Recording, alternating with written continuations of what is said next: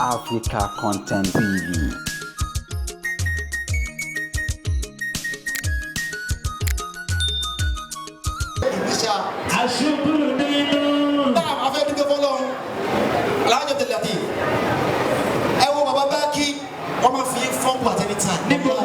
You see, was standard on Baki.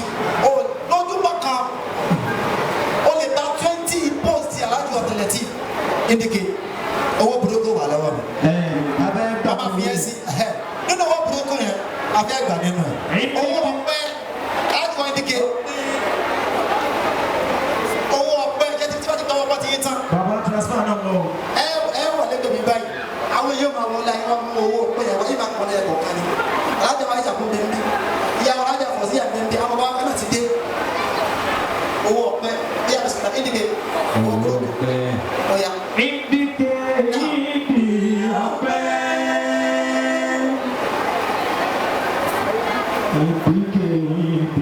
Now, we are out of the Latif.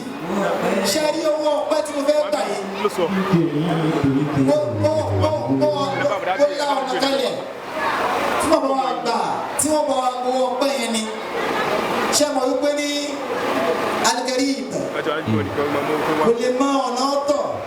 وأنا أسأل المضيف كيف نجري كيف نمشي في هذا البرنامج وقال أنا أتمتع كما نشو ولكن الآن أخبرني أن الشيخ هو الذي يقبل هو ما من دولة الجماعة الله أي جماعة آمين أفوى عبد اللطيف واللي هو بين قم أجوا 10,000 نيرة الله ها نبات أني هو 15,000 نيرة الله لو بين كوني تلاوي كوني تلاوي جواري أبغى أتكلم في كوني بين بابا يسوع منسي بابا مولانا الشيخ أقول عنده حفظه الله أنا لا أعرف كذا اليوم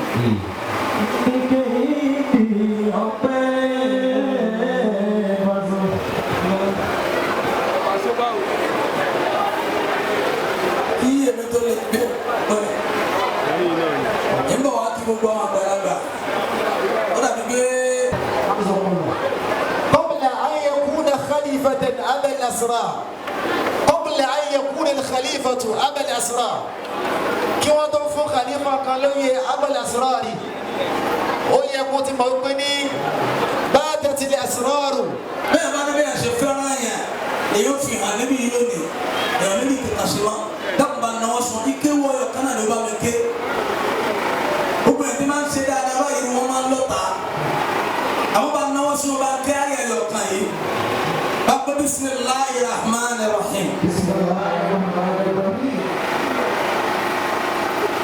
أنا وقال لاتي أمريكا يقول لي شيء سبحان الله هذا بقول يقول 5,000 نيرة الله أكبر أنا سبحان الله جود اللاتي أنا قال عبد الله الفلاني الفلاني láti Amẹ́ríkà ẹni Allahu Akbar wọ́n sọ̀pọ̀tì yìí gbogbo dábàá tẹ́bá ní ọlọ́run wọ́n sọ̀pọ̀tì yìí náà bàbá bismillahir rahmanir rahim sayusamu al-jam'u wa yu'alluna ad-dubura banki mo si ame yo kan fún wa ẹ lọ dúpọ̀ lọ́fẹ̀ẹ́ ń bọ̀ wá gbọ́ àdúrà lóbi náà. Baba wala shego kuku.